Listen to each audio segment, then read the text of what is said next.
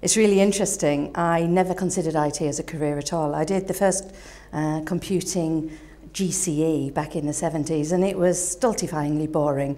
And I went off to join the Merchant Navy and never thought about IT again. I joined a shipping line, and there was a computer in the corner. And every Tuesday, we used to reschedule the ships. If a ship's late in port, in Le Havre, for example, we know it's going to be one day late in New York, Savannah, New Orleans, Panama. And every Tuesday we had to rub out the actual dates and put new estimated dates. And I put this onto Lotus 123.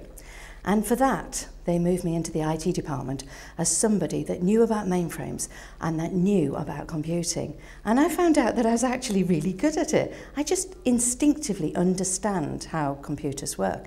I had no formal training apart from an IT O-level where I learned about Babbage.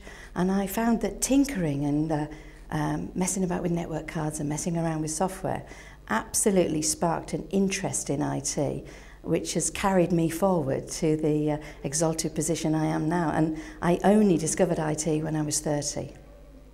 Well, the main obstacle in IT is that I wasn't actually tall enough to see on top of the AS400 where they'd put some of the components.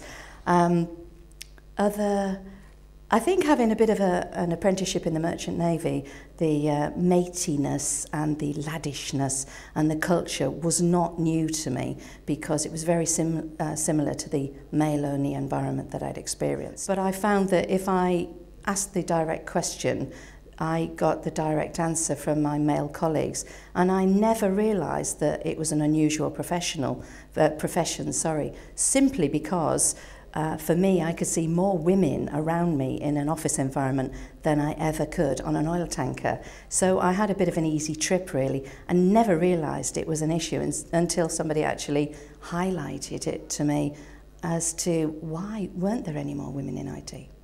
IT has become something that is fundamentally ubiquitous.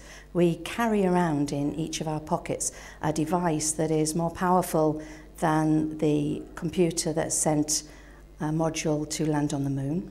We've got access to the sum of all human knowledge just from a data connection, and yet we hardly use it at all.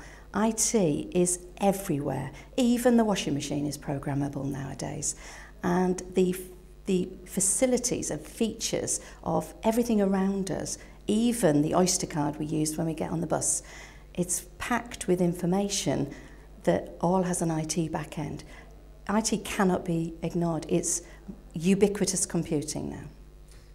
I think that women are not attracted to technology as a career simply because IT has become the fundamental backbone of everything we do. It's not a specialist trade. It underpins every single part, from the loyalty cards in consumer purchasing, to big end data, to internet technologies, from smart devices to wearable computing, because it's expected.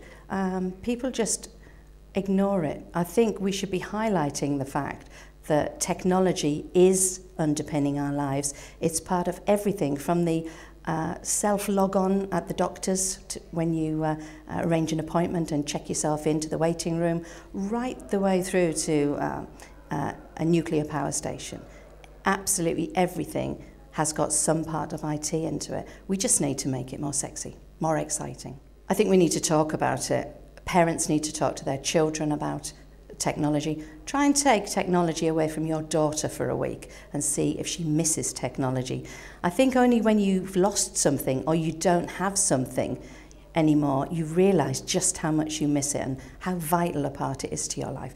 I think it should be the duty of everybody to encourage everybody from school age upwards to think about IT.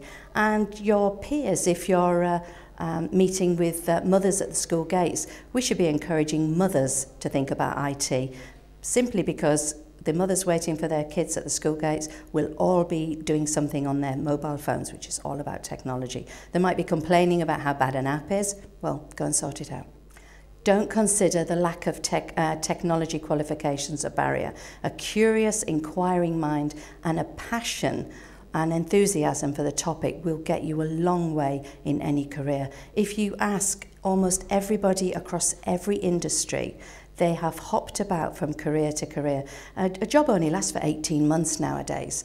The jobs that kids are being taught about in schools now won't even exist when they've left university. They don't even need to go to university. They just need to have a passion for what they do.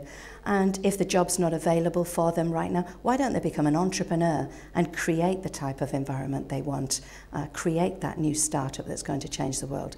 The starters of Facebook actually managed to do that whilst they were at uni.